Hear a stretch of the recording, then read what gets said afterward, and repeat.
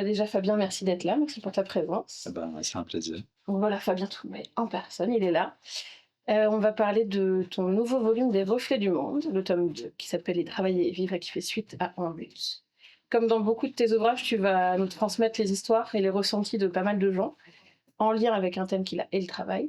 Pas que le travail, en vrai, le travail et la vie et la façon dont les 2 des fois se connectent, avec difficulté. Est-ce que tu peux nous expliquer quand tu travailles sur un ouvrage de ce genre-là, quel est ton point de départ?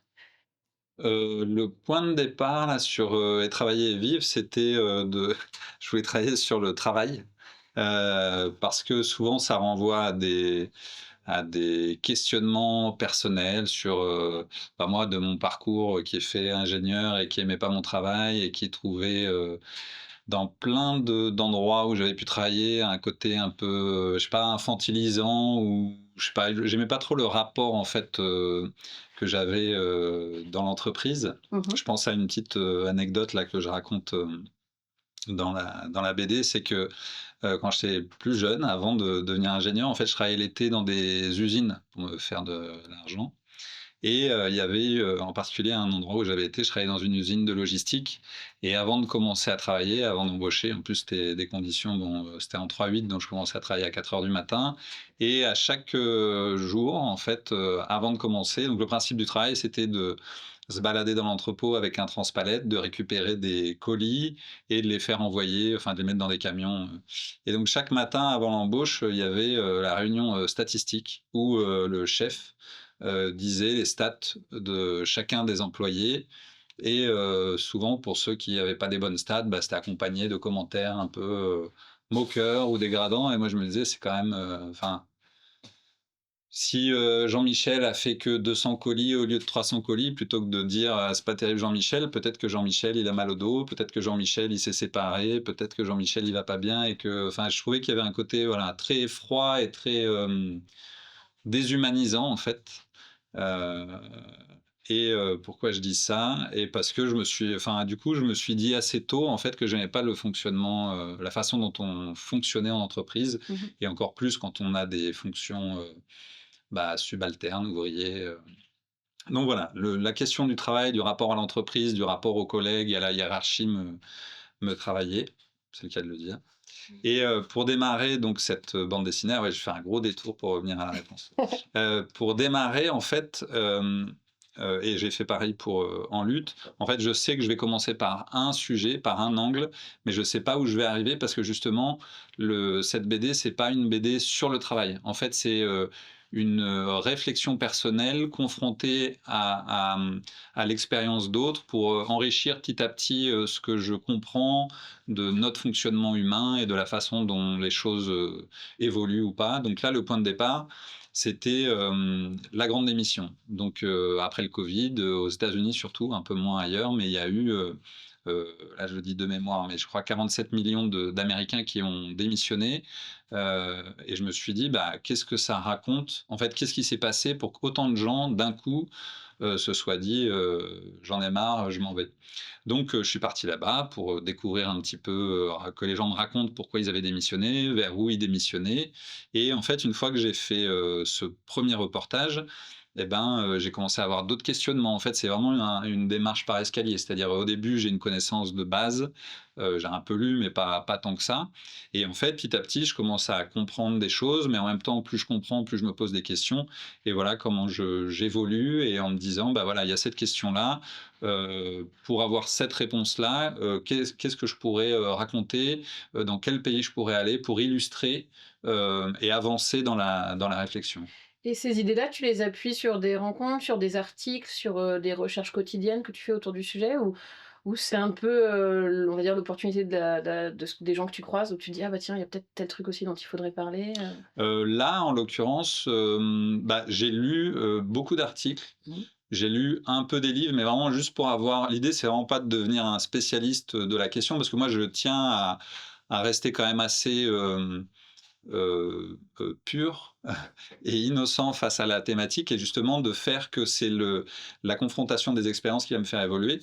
Et donc j'ai ce bagage-là, ce vernis, surfacique de connaissance du travail, mais c'est à la fois, hem, à la fin du reportage, je me pose des questions sur, par exemple, l'évolution du travail, vers où ça va, et puis c'est surtout un échange avec, une sociologue. Là, dans cette BD, c'était Dominique Méda, une sociologue qui est spécialiste de la question du travail, et justement, je lui expliquais, bah, enfin, je lui expliquais rien du tout, c'est elle qui m'a expliqué tout, mais je lui disais, si on considère que la grande démission, c'est un peu, la photo à un instant donné de la situation, du travail dans le monde et quel, rapport on peut avoir, heu, au milieu du travail, vers où ça peut aller, et donc elle commence à me parler des évolutions possibles, et en fait, je me dis: «Bah, ça peut être intéressant d'illustrer ces évolutions possibles par des cas très concrets».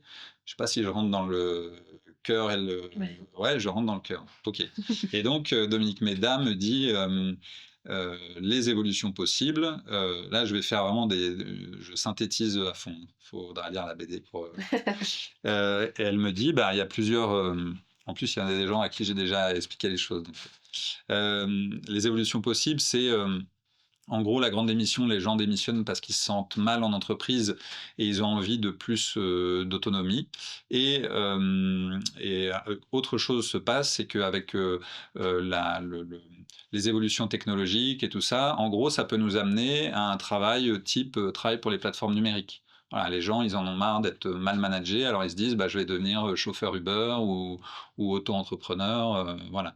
Donc ça, c'est une première voie, et pour, donc illustrer cette première voie d'avancée technologique et d'autonomisation des travailleurs, je me dis: «Je vais aller, rencontrer des gens qui travaillent pour les plateformes numériques», et donc j'ai en tête ce sujet-là, et je me dis: «Bah, où je pourrais aller? Qui je pourrais rencontrer pour illustrer ça?» Donc je me dis, hem peut-être que dans un endroit où la valeur du travail est hyper importante, où l'investissement personnel est hyper fort, ça peut apporter un éclairage grossissant sur ce qu'est, cette perspective d'évolution, et donc là, j'ai pris le classement des pays où on travaille le plus. Mmh. On n'est pas tout en haut, nous, hein, on est plutôt, moyen.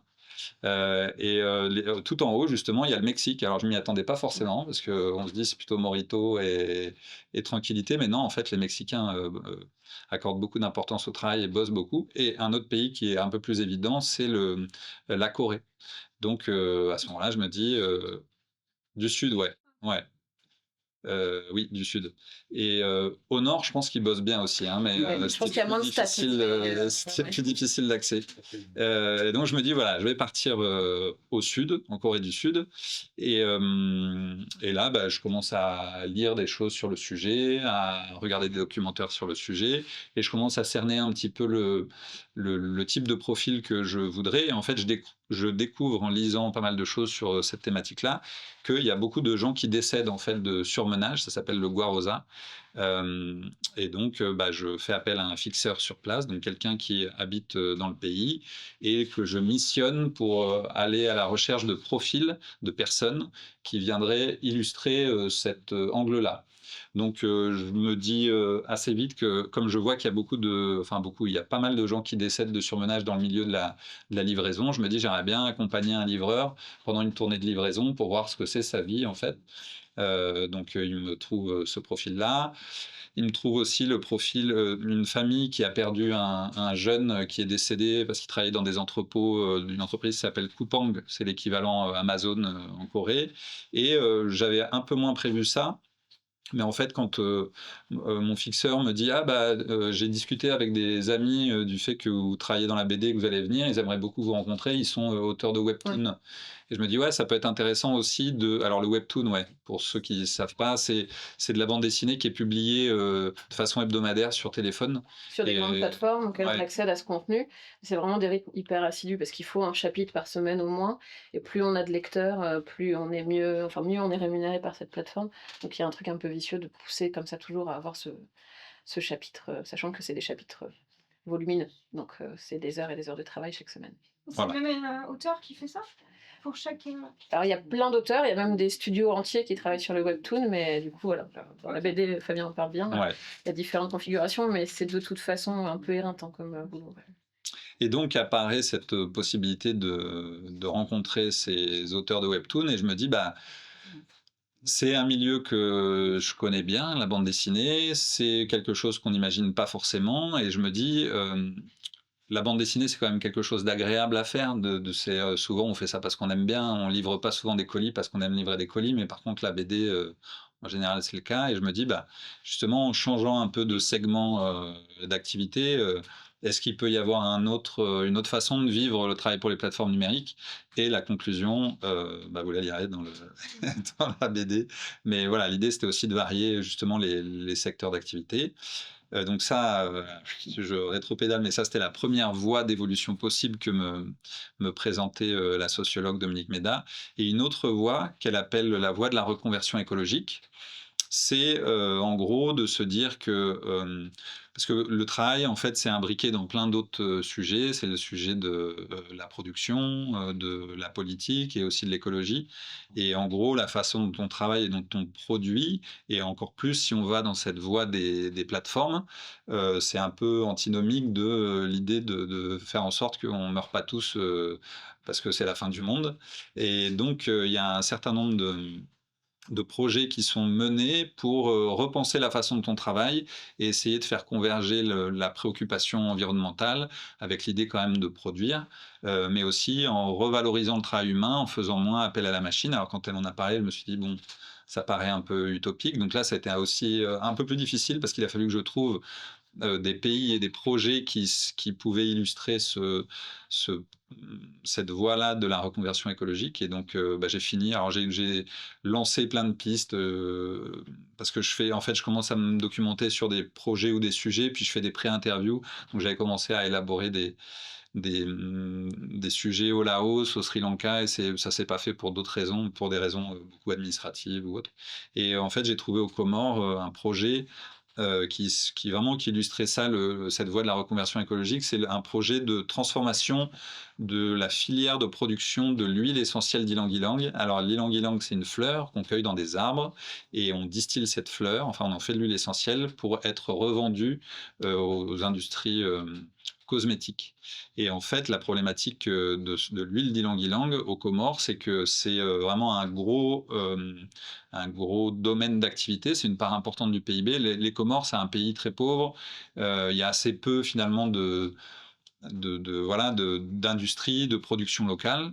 Mais l'ylang-ylang, c'est vraiment un gros pôle voilà, de cette économie-là. Et en fait, le souci, c'est que pour distiller l'ylang-ylang, il faut utiliser du bois. Beaucoup de bois, et aux Comores, bah, il n'y a pas beaucoup de bois parce que c'est des petites îles, et surtout il y a de moins en moins de bois parce que c'est le plus haut taux de déforestation au monde, ou l'un des plus hauts. Et en gros, ils arrivent à un moment où ils se disent, si on continue sur la même façon de produire, bah, au bout d'un moment, on n'aura plus du tout de bois, et donc on n'aura plus d'ylang, et donc déjà qu'on est très pauvre, on sera encore plus pauvre. Donc je suis allé là-bas pour eh ben, suivre et raconter quel a été ce projet de reconversion de la filière de production de l'huile d'ylang-ylang en utilisant moins de bois, et donc en accompagnant cette façon de distiller différente, en revalorisant le travail humain, c'est-à-dire en informant, en éduquant les différents acteurs de la filière. Et en fait, ils se sont aperçus, c'était pas forcément le projet initial, mais qu'en informant, en éduquant et en revalorisant le travail humain, bah, tout le monde vivait mieux. Ils sont quand même arrivés à une limite qui est celle de la globalisation, parce que eux se sont engagés dans ce process de reconversion écologique, mais juste à côté, il y a Madagascar, qui eux sont pas du tout engagés dans ce process-là. Et finalement, eux ils sont relativement vertueux, mais en fait, ils se retrouvent Avec une espèce de concurrence. ils se font dépasser du coup par un autre pays qui n'a pas fait le même choix de reconversion écologique. Donc voilà, à la fois c'est bien, c'est chouette parce on se rend compte que peuvent coexister l'idée d'écologie, de meilleure prise en considération du travail humain et de rentabilité. Mais en même temps, bah, si tout le monde ne fait pas la même chose, et ben, voilà, c'est positif et moins. Là, tu en parlais un petit peu, tu parlais de tes fixeurs, tu parlais du fait que tu lançais plein de pistes. Tu parles dans le livre d'un certain nombre de personnes, mais je suppose que des gens, tu en rencontres plus, ou en tout cas des pistes comme ça, tu en lances plus. Comment est-ce que tu fais ton tri? À quel moment tu dis non, finalement, ça, c'est pas la bonne solution, c'est pas la bonne personne Bah là, par exemple, pour ce troisième sujet, donc j'avais commencé à travailler sur un reportage au Laos autour de ce qui s'appelle des communs. Les communs, c'est le principe des communs, alors là, je l'ai pas étudié à fond et ça fait un moment que je l'ai étudié, donc mais c'est l'idée de mettre en commun des ressources, naturelles qui avant étaient privatisées à usage exclusif, d'un propriétaire ou d'une entreprise et en fait de considérer que ce sont des biens communs et que donc, chacun doit y avoir accès, de façon, équitable et en fait, en fonctionnant de cette façon, et ben, ils se rendent compte que ce bien commun, au lieu d'être ratiboisé, là en l'occurrence c'était une bambouserie, au lieu d'être ratiboisé parce que il y a un propriétaire qui cherche à rentabiliser au maximum, du coup en concernant tout le monde, et ben, tout le monde veille au bien commun et à faire en sorte que ça soit durable.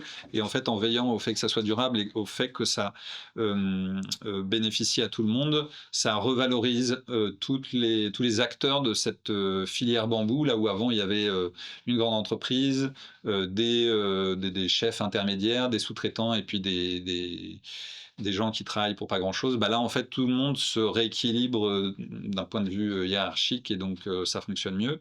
Et j'y ai pas été parce que, en fait, la difficulté au Laos, c'est que c'est un régime communiste et quand on vient en tant que journaliste, c'est Ouais. assez compliqué d'un point de vue administratif. Donc ça demandait toute une, masse de travail administratif que j'avais pas forcément le temps de faire. En plus, c'était un peu incertain donc je me suis dit: «Ouh là, Tu te trop heurtes parfois à des compliqué», obstacles, ouais, enfin, pour le coup absolus, qui font que voilà. tu peux pas y aller. Et l'autre, sujet que j'avais en tête, c'était, le Sri Lanka, parler des travailleurs du domaine, textile, parce qu'il y a beaucoup de grandes entreprises, qui sous-traitent, la fabrication au Sri Lanka et dans des conditions, souvent pas terribles et en fait, là, je m'étais intéressé à une usine qui avait un fonctionnement justement plus, en mode, coopératif, donc toujours dans l'idée de là, j'espère que je vais pas me tromper de mot, mais ce que Dominique Méda appelle du caméralisme. Je crois que c'est l'idée que, il y a moins de patrons et d'employés, mais tout le monde a un peu droit, au chapitre, quoi. On peut dire en tant que, employé ce qu'on a envie par rapport au destin de l'entreprise, à la façon dont on travaille. Donc cette entreprise fonctionnait, de cette façon-là et en fait, j'ai eu un doute, parce que le Sri Lanka, il y a beaucoup de choses qui sont politiquement présentées comme étant vertueuses et en fait, souvent, c'est beaucoup plus, complexe que ça. Je pense à une marque qui s'appelle Patagonia, Mmh. qui, fabrique beaucoup de produits, au Sri Lanka et Patagonia a une super image. Mais en fait, il y a eu des reportages, notamment un reportage de la BBC qui ont démontré que même dans les endroits où c'était plutôt, équitable, en vrai, il y avait quand même toujours, un peu un système OK. d'exploitation. Donc je me suis dit: «Si je pars là-bas, que je me rends compte qu'en fait j'arrive dans un truc complètement pourri et que je raconte d'un truc pourri en essayant de dégager un truc positif, je me lance dans un voilà, Ouais, tu comme étais je pas suis pas sûr une de la équipe, sincérité comme des je suis tout critères. seul on aurait été une rédaction, j'aurais dit: «Bon, bah, ça mérite peut-être de se renseigner un peu sur cette usine» et j'avais pas le temps, en fait. Ouais. Donc voilà, les Comores me paraissaient plus, faciles et plus clairs par rapport à ce que je voulais raconter. Mmh. Quand on lit ton livre, on voit que tu abordes des situations qui sont parfois, assez révoltantes, hein, que ce soit le Guarosa ou autre et pourtant tu tombes jamais dans un espèce de discours de colère. Tu restes toujours avec un espèce de recul comme ça qui est installé. Pour toi, c'est important d'avoir cette posture comme ça, de justement ne pas, verser, dans une tu parles des ressentis, mais tu verses pas non plus dans une émotivité très brusque ou quoi que ce soit? C'est pour toi, c'est plus clair de parler comme ça, Bah, c'est juste que l'idée de la série, c'est pas de dire, Fabien pense que, c'est de Mmh. dire les gens vivent ça et ils pensent que. Donc moi, je suis plus, ouais, le porte-voix de ce qu'ils me racontent et donc moi, je le restitue comme ils me le racontent. Alors, de temps en temps, je peux un peu, donner mon sentiment par rapport à telle ou telle situation, mais l'idée, c'est vraiment pas de faire, voilà, moi, je pense que en plus, j'ai quand même, je suis quand même pas du tout, un spécialiste de telle ou telle situation donc si je voulais commencer à me lancer dans, une analyse beaucoup plus approfondie, ce serait pas le même boulot. Ouais. Là, moi, c'est plus l'idée de rencontrer des gens, ils me racontent leur réalité et je la restitue et en fait, après, c'est à chacun de se faire, son opinion, hein. Il y a peut-être des gens qui vont se dire, «En fait, le travail pour les plateformes, c'est génial, j'adorerais faire chauffeur Uber». Après, chacun se fait son avis. Moi, je raconte juste les histoires des gens et puis, voilà, l'idée, c'est ça, c'est est-ce qu'on entre en connexion avec, l'histoire de ces gens? Qu'est-ce qu'on en retire? C'est ça l'idée. Tu essaies de garder ton objectivité et une certaine volonté de vulgarisation aussi qui fait que tu suppose c'est plus simple aussi de rester sur des faits plutôt que d'aller directement dans des émotions, Bah, je vais dans les émotions, enfin, je retransmets les émotions, parce que quand il y a des Mmh. histoires, difficiles ou belles ou drôles, moi je les retranscris. Mais, mais oui, oui, vraiment l'idée c'est ça. Moi c'est plus, ce que je fais c'est pas totalement du journalisme, même si c'est du journalisme dans le sens où je raconte, des réalités, où j'apporte des informations journalistiques, mais c'est aussi beaucoup il y a quand même beaucoup de subjectivité dans tout ça. Parce que, c'est pas, exhaustif, c'est pas un traité sur le travail, c'est pas une analyse approfondie, par exemple sur la Corée, sur le travail pour les plateformes numériques. C'est, à un moment, donné, j'ai rencontré des gens qui ont vécu ça.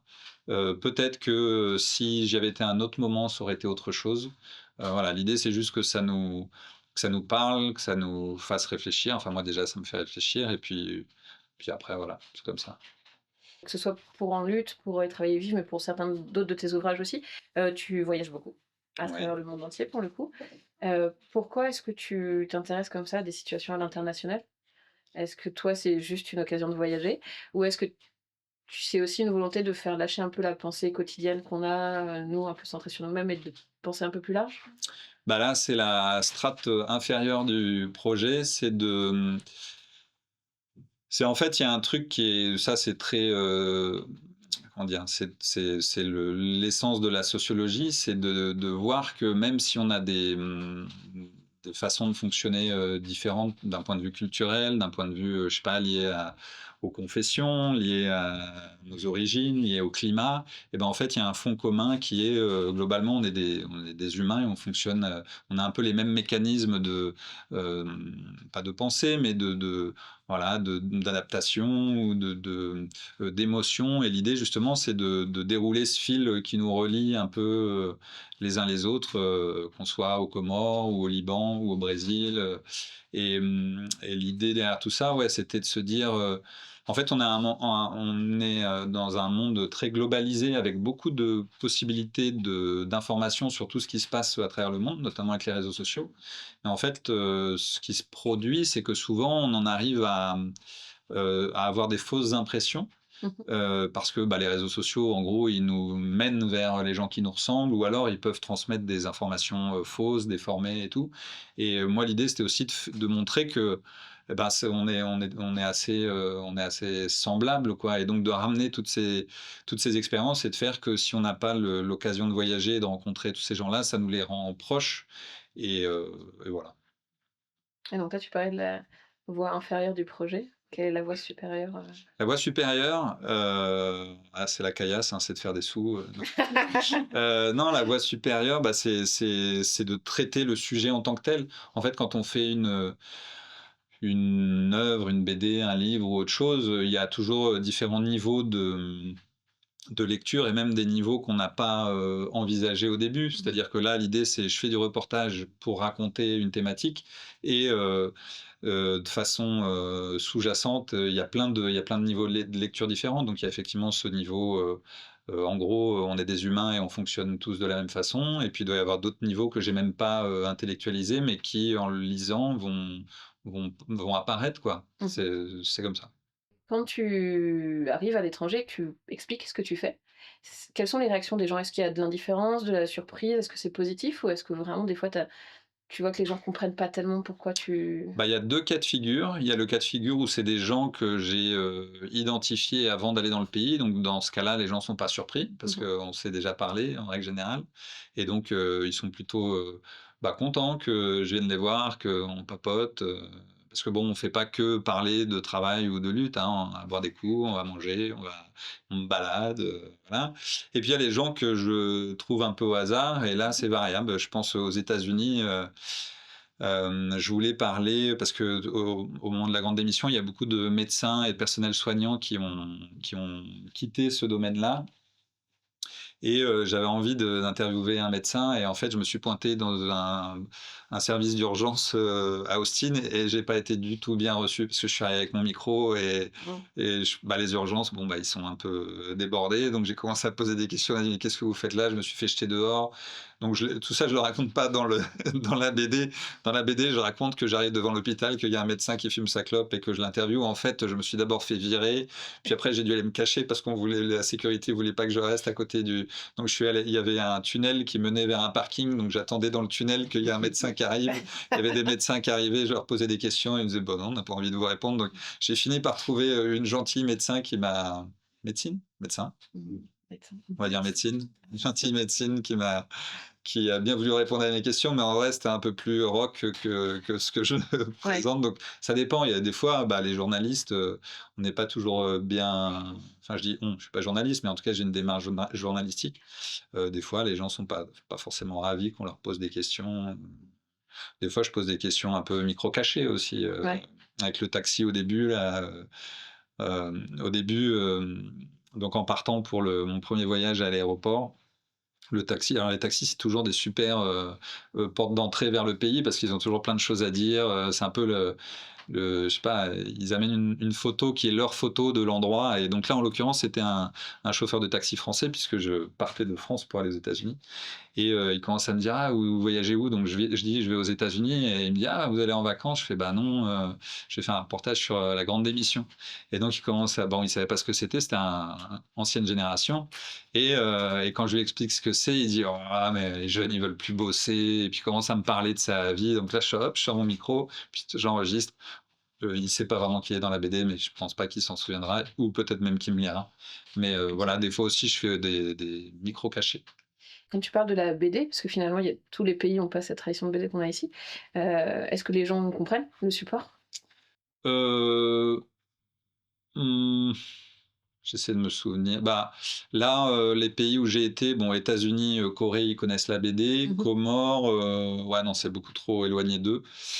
Quand les gens connaissent pas, en fait, je dis que je suis journaliste. Ouais, tu résumes pour que ce soit Ouais, plus ouais, je dis simple. pas que je vais les dessiner, et que ça va devenir, un truc, dessiné, Mmh. ça évite, les longues explications et incompréhensions. En plus, souvent, il y a des interprètes, Mmh.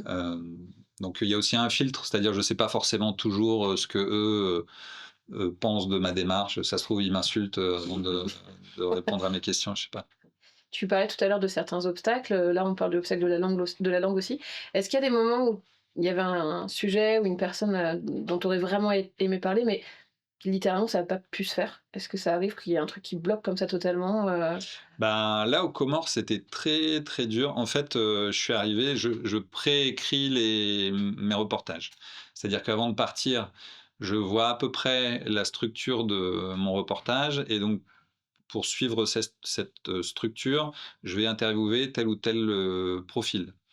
Et donc je suis arrivé aux Comores, où j'avais bien identifié les profils, et en fait, aux Comores, les gens sont très, très, compliqués à interviewer parce qu'ils se livrent très, très peu. Donc ça, je le raconte même, je l'explique, dans la BD et donc je commence à faire normalement mes interviews sont assez longues, hein, on peut se poser 1 heure, et là franchement en 5 minutes, c'était réglé parce que j'ai essayé de les faire parler et ils disaient 3 mots, ils disaient: «Waouh, je rame un peu».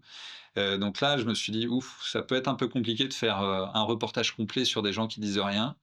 Et en fait, bah, c'est là qu'il faut un petit peu s'adapter et le gars qui me guidait, aux Comores, en fait, c'était quelqu'un d'hyper bavard et d'hyper drôle et d'hyper sympa et en fait, je me suis dit: «Bah, lui, il va vraiment faire le lien entre tous les profils» parce que lui, finalement, son rôle parce qu'en fait, quand je fais ça, chaque profil a une fonction. C'est un peu, aride à dire comme ça, mais en fait, c'est ça, c'est que chacun vient illustrer quelque chose. Donc, du coup, je me suis dit, bah, cette personne qui m'accompagne, là, Zaidou, avec qui en plus on a passé un paquet de temps en voiture parce que sa moto était cassée, donc il passait notre temps on était à trois serrés devant la voiture.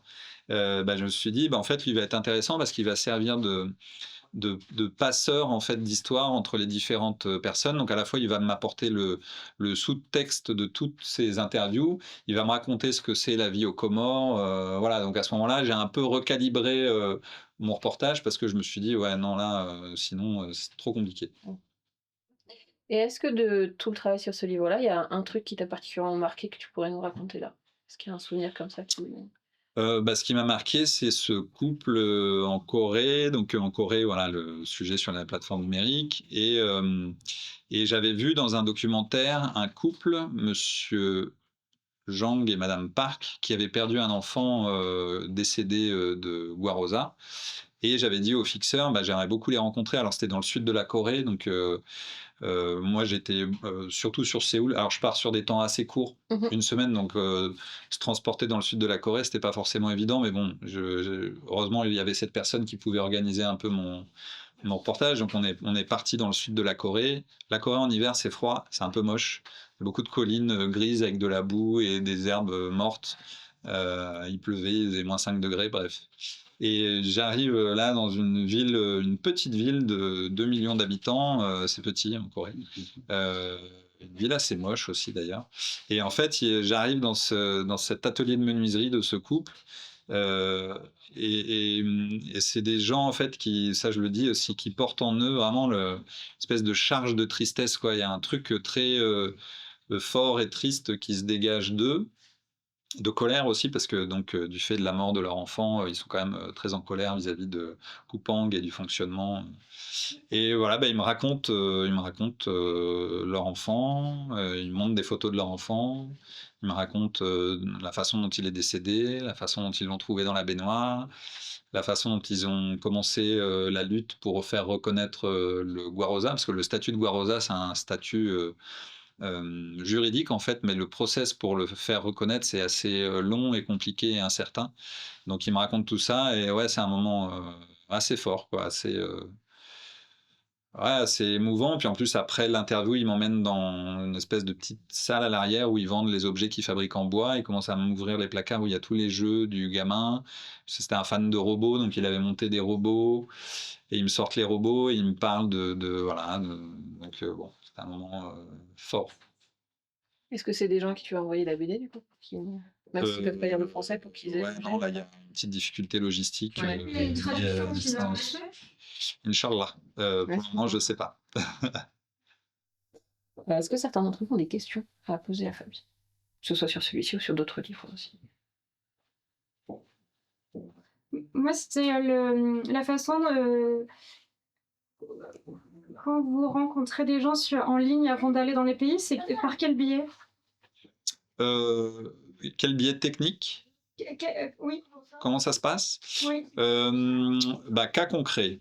Aux États-Unis, j'ai été aidé par ma sœur qui est journaliste, documentariste, et je lui ai dit voilà, pour la grande émission, j'aimerais bien rencontrer tel type de personne, tel type de personne, tel type de personne. Donc ma sœur, je sais pas ce qu'elle a fait, mais elle a trouvé ces gens-là.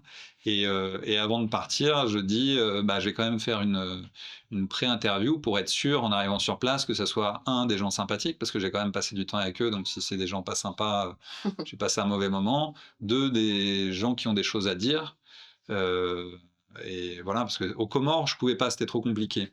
Mais du coup, bah, j'ai fait des pré-interviews en visio, en fait, avec Austin et avec Gabi, qui est une autre personnage de la BD.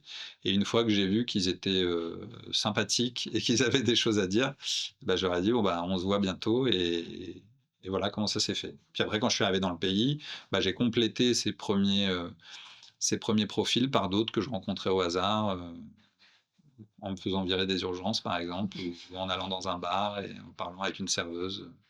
Voilà. Est-ce qu'il y a d'autres questions? Personne n'ose. J'ai l'impression que j'ai un peu répondu à toutes les questions avant que j'en ai. Bah, merci beaucoup Fabien, merci Bah, de d'avoir rien. répondu à toutes ces questions et de nous avoir expliqué un peu tout plein de choses. Avec Merci plaisir. pour le livre aussi, parce que je pense que ça fait partie des livres qui sont un peu importants à faire. Ouais. Ah bah écoute. Merci à toi. Bon, bah, je suis content. Et puis du coup, on se retrouve tout de suite pour la suite. Merci.